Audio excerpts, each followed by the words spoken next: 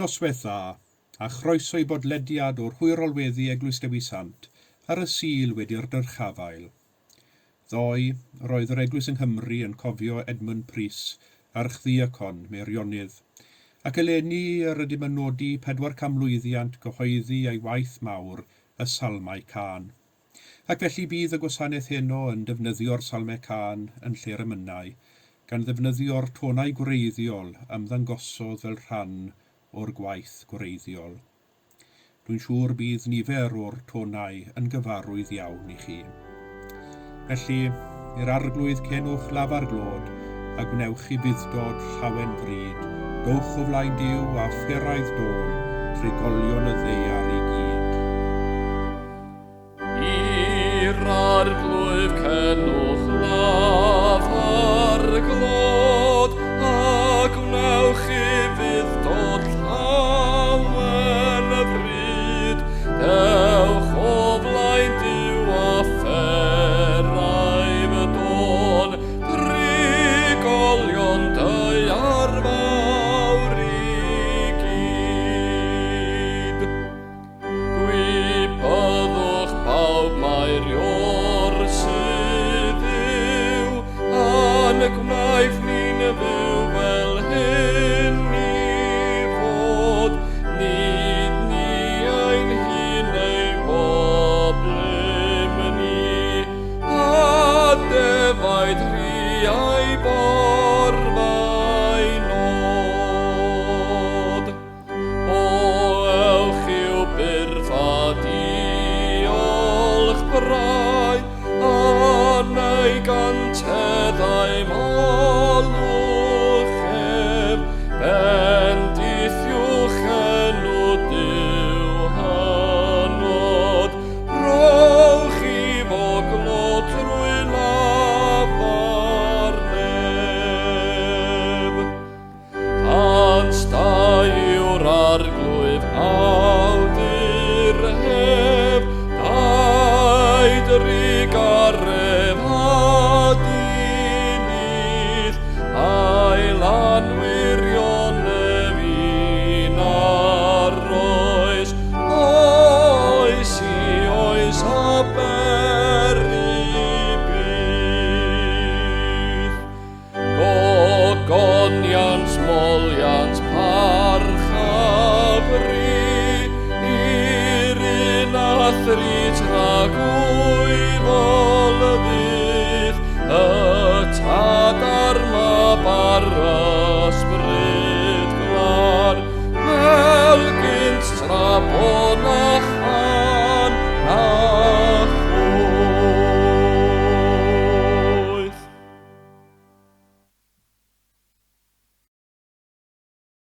Cyfarchwch eich gilydd â salmau ac emynau a chyniadau ysbrydol, cenwch a thynciwch o'ch calon i'r arglwydd. Garedigion yng Nghrist, yr ydym yn presenoldeb y Duw byw a holl gwmpaini nef, i offrym iddo, trwy ein harglwydd Iesu Grist, ein haddoliad a'n mawl a'n diolch, i gynyddu mewn gwir wybodaeth o'i gariad mawr tuag atom, ac i'w ras gael fwy'n ffrwyth yn ein bywydau. Yr ydym wedi dod i wrando a derbyn sanctaidd a'r Duw, i geisio grymusol nerth yr ysbryd glân, ac i weddio dros ym ein hunain a thros bawb, fel y derbyniwn y pethau hynny sydd rhaid i ni wrthynt yr ein lles a'n daioni. Ond yn gyntaf, cyffeswn ein pechodau, a cheisio gan ein tad, ei fyddeiant a'i dangnefedd. Cyffeswn i Dduw holl alluog, y tad y mab yr ysbryd glân, i ni bechu ar feddwl gair a gweithred. Gadawsom heb ei gwneud y pethau dylasam ei gwneud, a gwneithom y pethau na ddylasam ei gwneud. Gan hynny, gweddiwn ar ei Dduw drigyrhau wrthym. Trigyrhaed yr holl alluog Dduw wrthym, a maddau ni ein holl bechodau. Gwaredid ni oddi wrth bob drwg, pan cadarnhau a nerthu ym mhob daioni, a'n dwy'n i fywyd tragwyddol. Amen. Yr holl alluog Dduw sy'n maddau bawb sydd yn wir y difeiriol, a drigyrhaw wrthych, maddau i chwi a'ch gwared oddi wrth eich holl bechodau, eich cadarnhau a'ch cryfhau ym mhob daioni, a'ch cadw yn y bywyd tragwyddol trwy Iesu Grist ein harglwydd. Amen.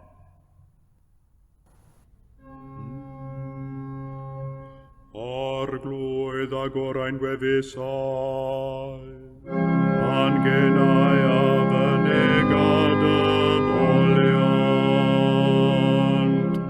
Dyw brosiau'n canorffwyo, arglwydd brysurau'n camorf.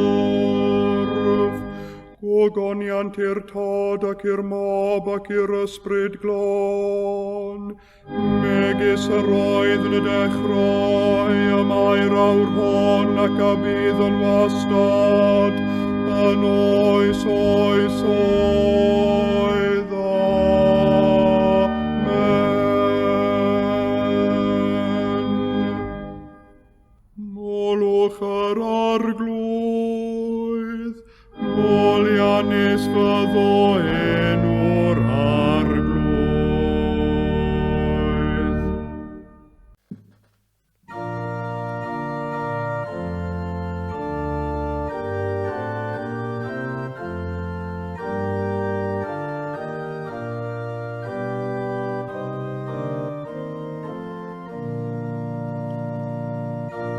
Molwch yr arglwydd, Canys da yw canu'n Duw ni, oherwydd hyfryd yw, gwefus yw mawl.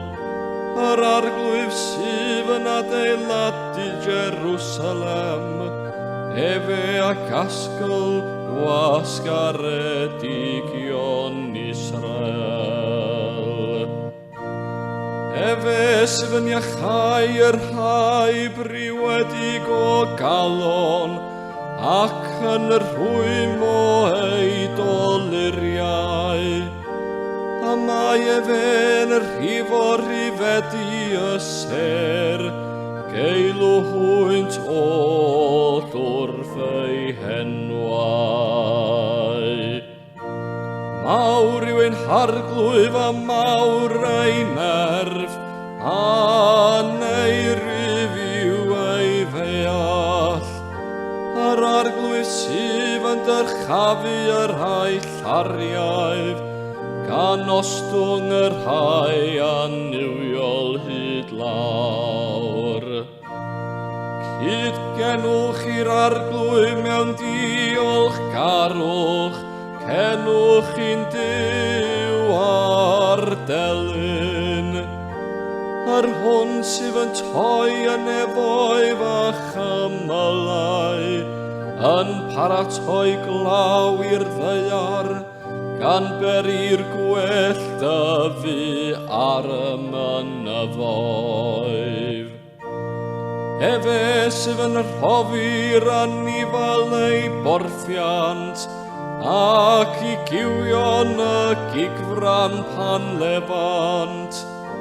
Nid oes hyfrydwch gan fo nerth march, ac nid ymhoffa efe yn esgeiriau'r gŵr. Yr arglwyf sydd hoff gan fo'r rhai a'i hofnant ef, sef yr rhai a ddisgwyliant wrth ei drigarefef. Gogoniant i'r tad ac i'r mab, ac i'r ysbryd glân, megis yr oedd yn y dechrau, a mae'r awr hon ac y bydd yn wastad, yn oes oes oedd. Amen.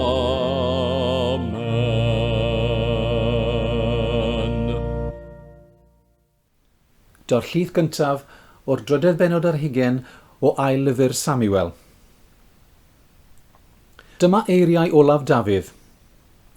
Oracl Dafydd, fab Jesse, oracl y gŵr a godwyd yn uchel, eneiniog Duw Jacob, canwr caneuon Israel. Ysbryd yr arglwydd a lefarodd drof, a'i air ef oedd ar fy nhafod. Llefarodd Duw Jacob, dywedodd craig Israel wrthydd, Yma'r sawl sy'n llywodraethu pobl yn gyfiawn, yn llywodraethu yn ofn Duw, fel goleuni bore pan gyfyd haul ar foredi gwmwl, a pheri'r gwell ddisgleirio o'r ddeiar ar ôl glaw. Yn sicr, onid felly y mae fy nheulu gyda Duw, oherwydd gwnaeth gyfamod tragwyddol am i, un trefnus ym mhob cymal a diogel. Ef yw fy nghymorth i gyd am dymuniad, ond i rydd lwyddiant i mi? Yma terfyn y llith gyntaf.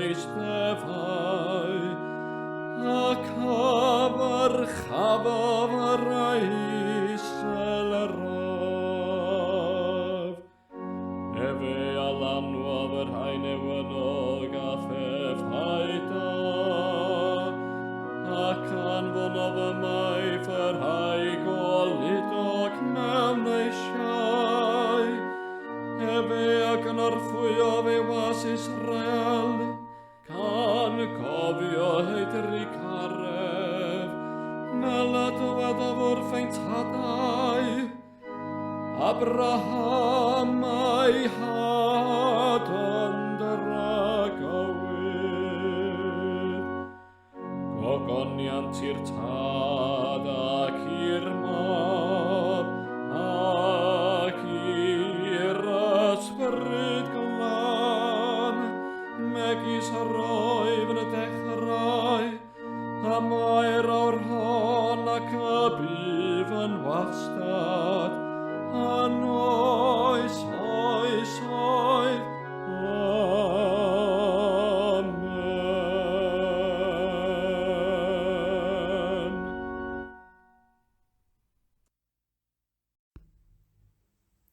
Darlleniad o'r trydydd bennod o lyfr y Colosiaid, adnodau 1 i 2 a 12 i 25.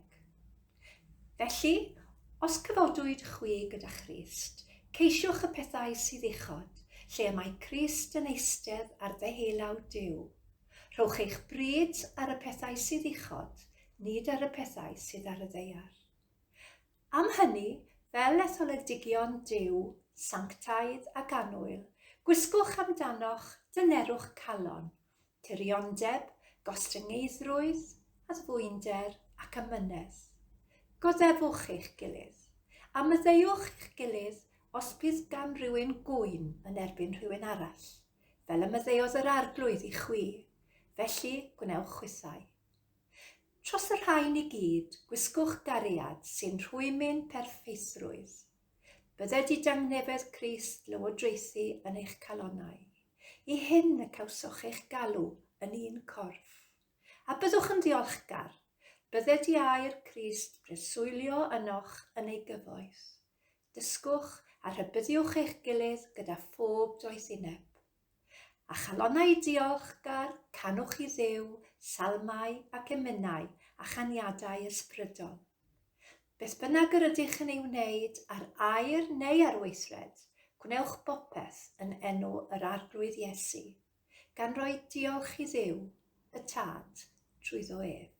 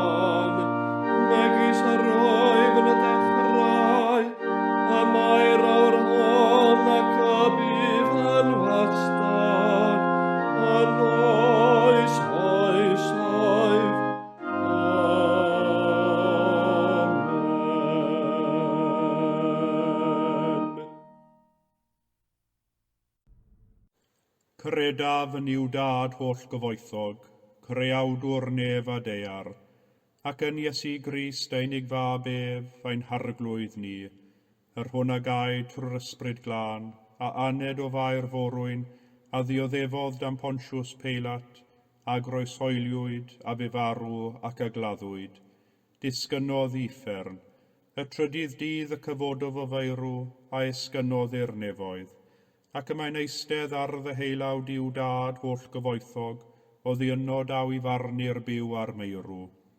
Credaf yn yr ysbryd glân, yr Eglwys Lân Gatholig, cymyn y Saint, myddeiant pechodau, at gyfodiad y corff, a'r bywyd tragwyddol. Amen. Ar arglwydd a fo gyda chwi, a chydath ysbryd ithau, gweddiwn. Arglwydd drigar hawr ddim, Crist drigar hawr ddim, arglwydd drigar hawr ddim. Ein tad, yr hwnnwyd yn y nefoedd, sanctaidd i'r denw, deled y dair nas, gwneler dewyllus, megis yn y neb, felly ar y ddaiar hefyd. Daroi ni heddiw ein barab ein addiol, a maddau ni ein dyledion, fel y maddaiwn ni'n ein dyledwyr, ac nac arwain ni brofedigaeth, aeth i'r gwared ni rhag drwg. Amen.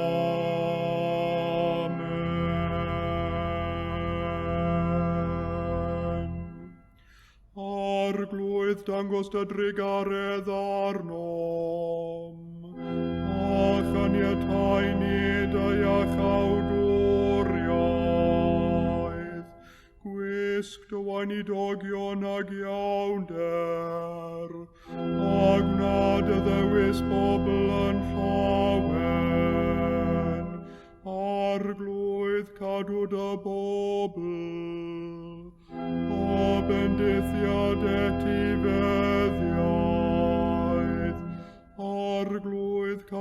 frenhines, ar oiwch anghorwyr ddoeth inem, arglwydd dyrod angnefedd yn ein dyddiau, ac am ddiffyn i byth yn erthol, Duw glanhau'n calonau, ac adnodd ysbrydyn iawn o mewn. O Dduw brenin y gogoniant, a ddyrchefais da un mab Iesu Grist a mawr fuddugoliaeth idd deyrnas yn y neb, erfyn yw'n arnat na adni'n am ddifad, eithir anfon ysbryd glân i'n nerthu, a dyrchafan i'r un fan lle'r iaith ein iachawdwr Crist o'n blaen, yr hwn sy'n byw ac yn teyrnasu gyda thi ar ysbryd glân, yn un Duw yn oes oes oedd. Amen.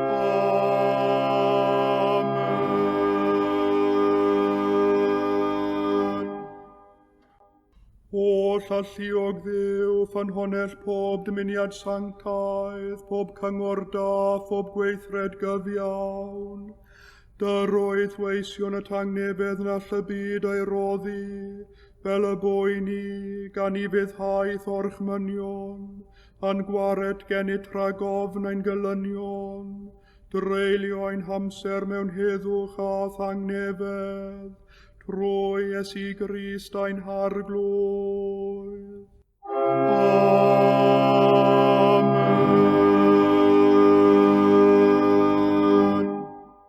Goleau'n tywyllwch at olygwn i ti o arglwydd, ac oedd fawr drigaredd am ddiffyn i rhag pob perygl ac embydrwydd yn os hon, trwy gariad deunig fab ein gwared o'r Iesu Grist. Amen.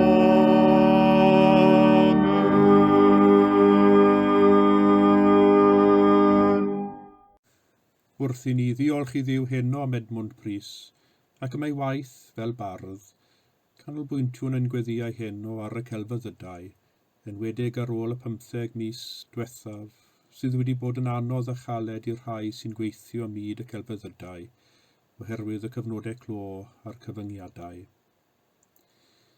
Felly trown at Dduw, ffynhonell pob gwybodaeth a doethineb, ysbrydoliaeth a chreadigrwydd. O arglwyf ymrhanwr am y nerf, bafad yn y brydferth gennydd, ddamadrof pan fel gerdyfron, am yfyr calon hefyd.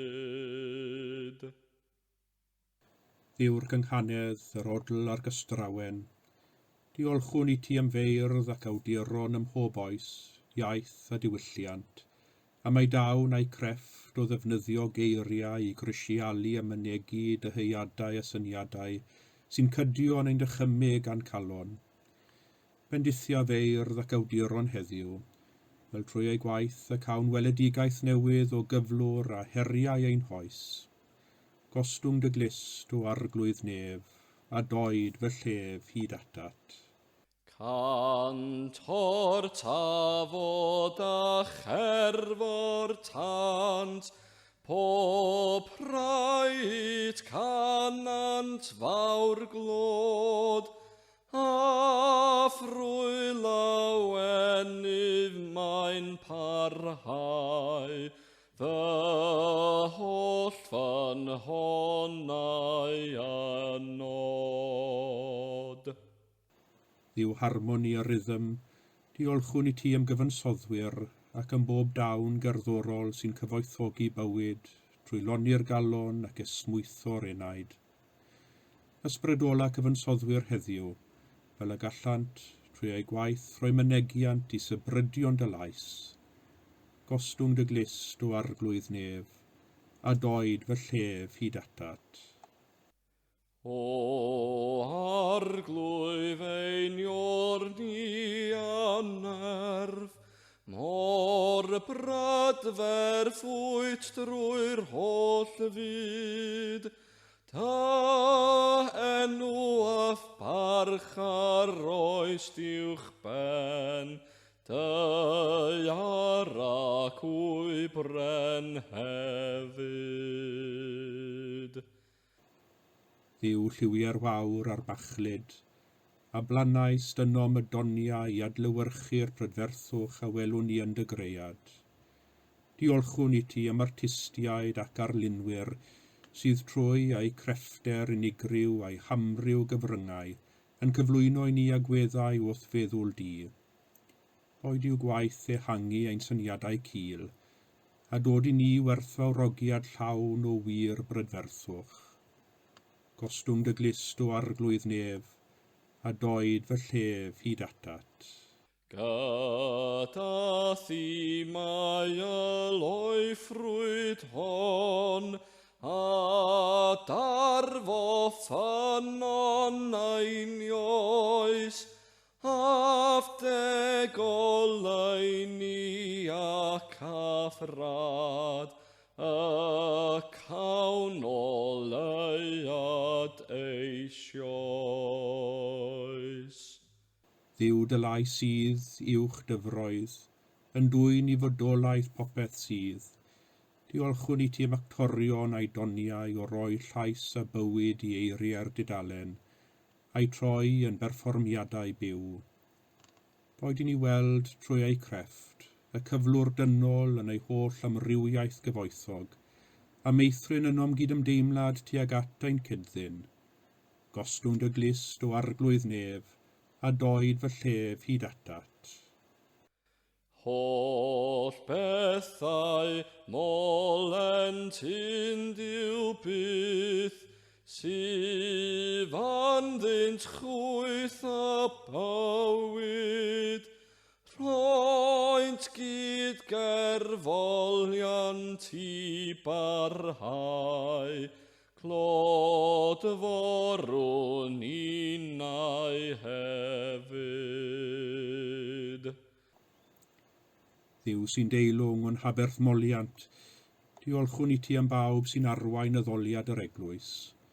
Boed i'n meddyliau yn cylonau, trwy ei hoffrwm o fawl, gael ei dyrchafu hyd at orsedd gras, trwy dy gariad yn fywiol a fyddeu yn rhad, a broddwn ni yn Iesu Grist a'n harglwydd.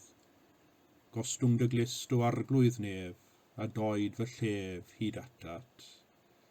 Gogoniant fy ffafo i'r tad, i'r maprad ar glan ysbryd, fel y bydd ymau ac y bydd un diw tragwyfol hyfryd.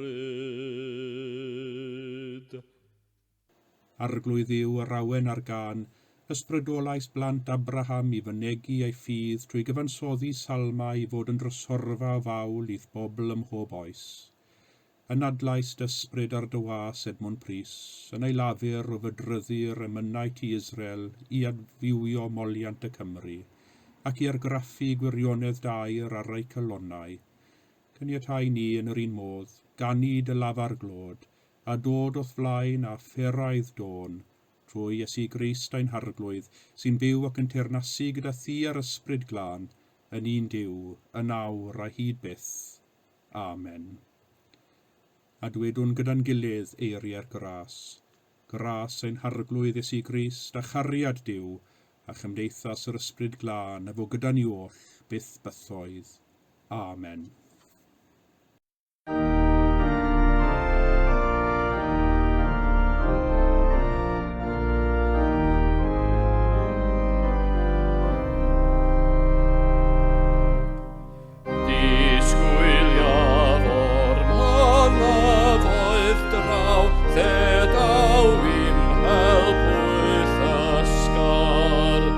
Yr arglwydd rhyfim gymorth greu.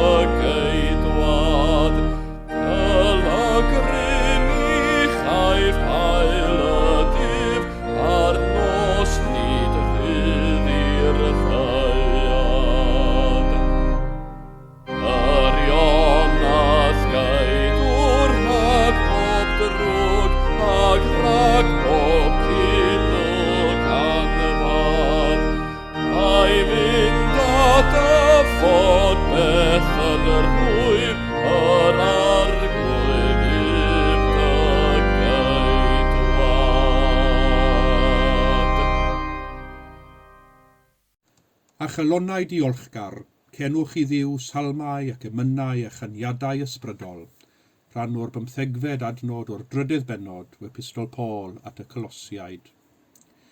Ar drawiad y salm dôn ac fel yr oedd y côr yn canu'r llinell, yr arglwydd i'w fymigael clai, cododd y gynulleidfa ar ei thrad fel un gŵr y tro hwn. Ffermwyr oeddent gan mwyaf, a thyddynwyr, canwyd ac ail ganwyd y pennill cyntaf gyda'r sôn am figel a phorfa a dŵr gloiwlas. Daeth gwlad Canan yn rhan o'i cefndir hwythau, a daeth gwlad Canan yn rhan o'i cefndir hwythau.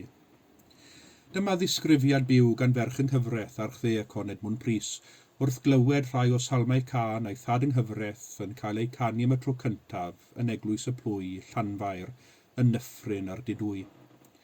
Ond cyn i ni fynd ymhellach, neu falle bydde'n dda i mi gyfaddef, y dawr disgrifiad hwn o ffuglen hanesyddol gan Rhiannon Davies Jones, cydio mewn cwilsyn, a gyhoeddwyd ar ddechrau'r ganrif hon. Yn ffuglen, dwi'n credu bod yr awdures wedi llwyddo i gydio y naws y gwefr a'r cyffro a'r maith ysbrydol a ddaeth o ganu a chlywed y Salmau Cân yn cael ei canu mewn gwasanaeth yn yr Eglwys am y tro cyntaf. Mae'r llyfr ar ffyrdd dyddiadur, gyda merch yng nghyfraith Edmwnd Prys, yn cofnodi helyntion a throion yrfa teulu gerddi bliog, a'r archddeacon yn bwrw ati rhoi trefn ar ei waith mwyn cyhoeddi ei Salmau Cân. Eleni rydym yn dathlu 400mlwyddiant gyhoeddi Salmau Cân Edmwnd Prys, a gyhoeddwyd fel rhan o'r llyfr gweddi gyffredin a gyhoeddwyd yn 1621. Roedd gyhoeddi'r Salmau Cân fel rhan o'r llyfr gweddi yn rhoi rhyw fath o statws swyddogol i'r Salmau Cân, a hefyd wedi sicrhau bod y Salmau Cân yn dod yn adnabyddus ym mhob eglwys blwy ar hyd a lled Cymru, lle roedd y Gymraeg yn cael ei defnyddio naturiol yn y plwyf. Mae'n dda i ni gofio hefyd, mae yn y cyhoeddiad hwn yr ymddangosodd cerddoriaeth printiedig am y tro cyntaf mewn cyfrol Gymraeg. Am bron i 300 o flynyddoedd, Salmau Cân Edmwnd Prys oedd yr unig destunau oedd yn cael ei canu yn yr Eglwysi, ac fe allwn ni alw y Salmau Cân fel llyfr ymynau cyntaf y Cymru, ac ar y Salmau Cân hyn ymagwyd ac ymwydwyd nifer o ymynwyr mawr Cymru, Williams Pantycelyn, Ann Griffiths, Nicander, ond i enwi 3, ac mae dylanwad y Salmau Cân i'w gweld yn ei gwaith. Byddwn ni ddim, os dwi'n mynd ychydig yn rhy bell, trwy alw Edmwnd Prys yn dad emynyddiaeth yma yng Nghymru, ond yn bendant roedd ei waith yn sail ac yn ddylanwad ar nifer fawr o emynwyr eraill. Erbyn heddiw wrth gwrs fe allwn ni gyfrif ar un llaw y nifer o Salmau Cân o waith Edmwnd Prys sydd dal yn weddol adnabyddus i ni. A dim ond 2 o'i salmau a wnaeth ei ffordd i mewn i ganeuon ffydd. Mae bron i 2,000 o benillion yn y Salmau Cân, ac nid pob un o'r un ansawdd ac nid pob un y byddwn ni'n dymuno ei ganu erbyn hyn. Serch hynny, y mae cyfoeth sydd wedi mynd i lwch ebergofiant yn anffodus wrth i ni ynghofio y Salmau Cân. Yn ogystal â mydryddu'r salmau, fe fydryddodd hefyd y cantiglau, credo'r apostolion, y 10 gorchymyn a gweddi'r arglwydd, i gyd mwyn cael ei canu yn yr Eglwys. Mae'n werth nodi ei fydryddiad o linell gweddi'r arglwydd, dyroi ni heddiw ein bara beunyddiol, meddai Edmwnd Prys, i ni rho heddiw farau'n bol, beunyddiol un diwallu, sy'n dangos dawn Edmwnd Prys i wreiddio'r ysbrydol ym mhrofiad pobl pob dydd. Nid Edmwnd Prys oedd y cyntaf i geisio cyflawni'r tasg o fydryddu'r salmau mwyn ei canu yn yr Eglwys. Roedd eraill wedi llyfurio i flaen ef, a hynny yn aflwyddiannus. Ac nid Edmwnd Prys oedd y cyntaf i feddwl am troi salmau'r Hen Testament i mewn i benillion ar gyfer canu gynulleidfaol. Un o ganlyniadau y diwygiad Protestanaidd oedd canu cynulleidfaol, wrth i'r iaith y gwasanaethau troi o Ladin i iaith y bobl ac wrth i'r drefn y gwasanaethau newid, daeth y rhyddid a'r awydd i gael canu gynulleidfaol mwyn canu mawl i Dduw ac fel ffordd o roi mynegiant i brofiadau dwys ysbrydol. Martin Luther, un o'r cyntaf i gyflwyno y mynnau gynulleidfaol i gwasanaethau'r eglwys. Ac os canu, beth a ddyled ei ganu? Cyfansoddodd Martin Luther nifer o ymynau, ond nid pawb oedd yn fodlon ar syniad o gyfansoddi ymynau o'r newydd.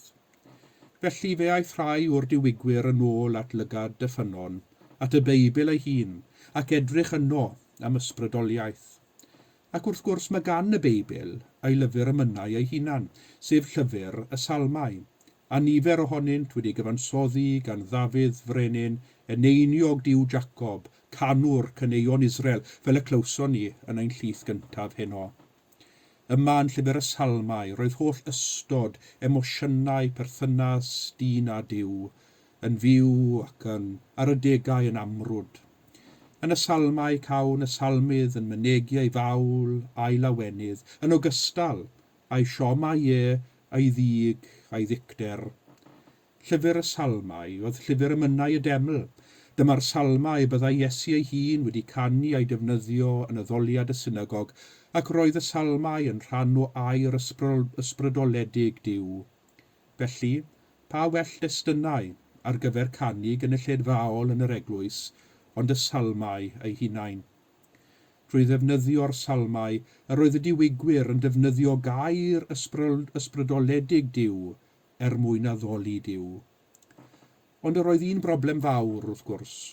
Nid oes modd canu'n hawdd y salmau fel gynulleidfa, enwedig yn y dull y maent yn ymddangos yn y Beibl.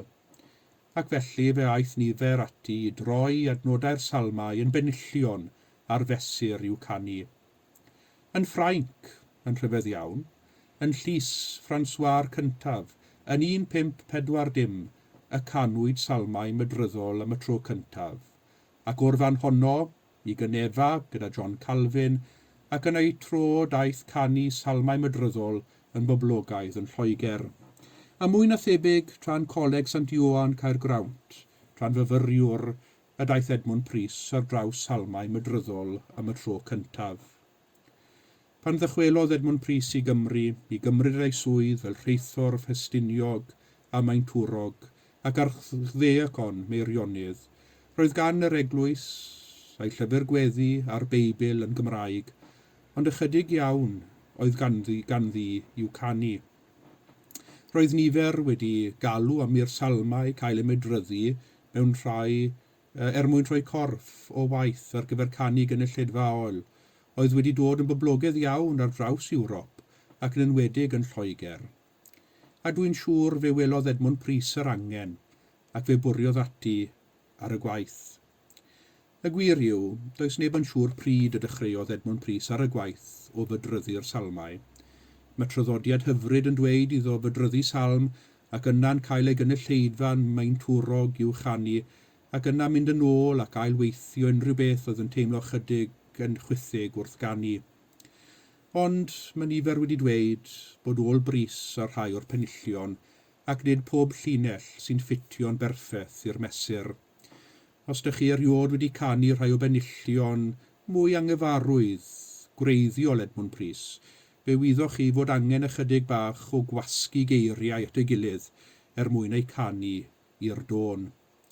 Dros y cynrifoedd mae nifer wedi ceisio bwrw ati i newid ambell i frawddeg a chystrawen i wneud y canu'n haws, ac y mae rhai wedi beirniadu Edmwnd Prys o ganolbwyntio'n gormod ar y gynghanedd yn hytrach na gwneud yn siŵr bod y penillion yn gynadwy.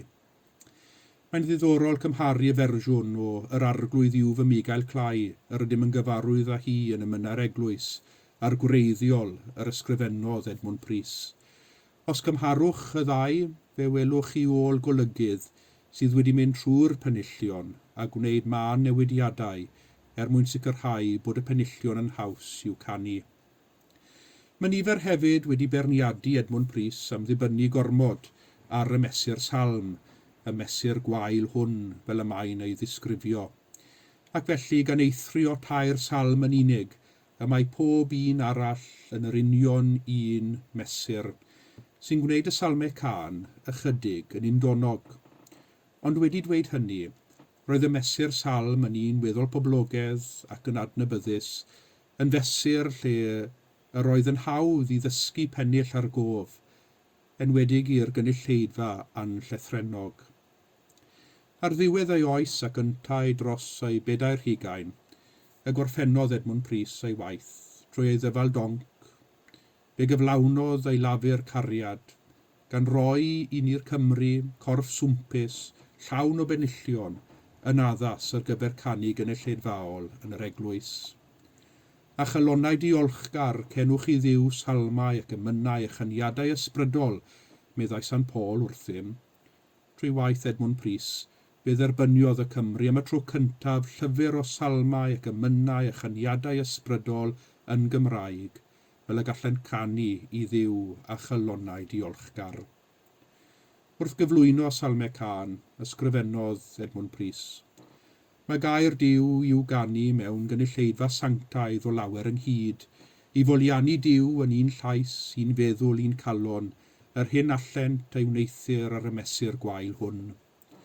Ac felly heno, diolchwn i Dduw am gampwaith Edmwnd Prys, a'i rodd i gyfoethogi addoliad yr Eglwys am 400 mlynedd. Fe weddiwn a daliwn ein gobeith, y cawninnau cyn bod hir, ymuno mewn cynulleidfa sanctaidd o lawer ynghyd, i foliannu Duw ac mewn un feddwl ac un galon, a chyda chalonnau diolchgar, dyrchafu ein meddyliau hyd at orsedd gras gyda'n gilydd, lle mae Crist yn eistedd ar ddyheulaw Duw, a chael ein gweddnewid trwy ein hyddoliad. Amen.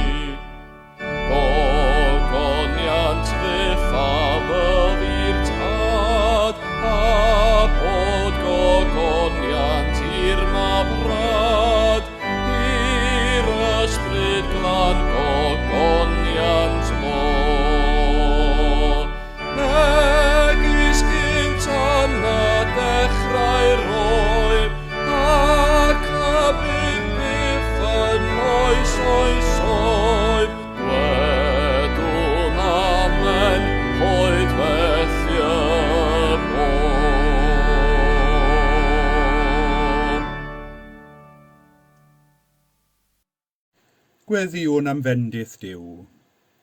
Tangnefedd Duw, yr hwn sydd uwchlaw pob deall, a gadwa eich calonnau a'ch meddyliau yng ngwybodaeth a chariad Duw a'i fab Iesu Grist a'n harglwydd, a bendith Duw holl alluog, y tad y mab a'r ysbryd glân, a fo yn eich plith ac adrygo gyda chwi yn wastad.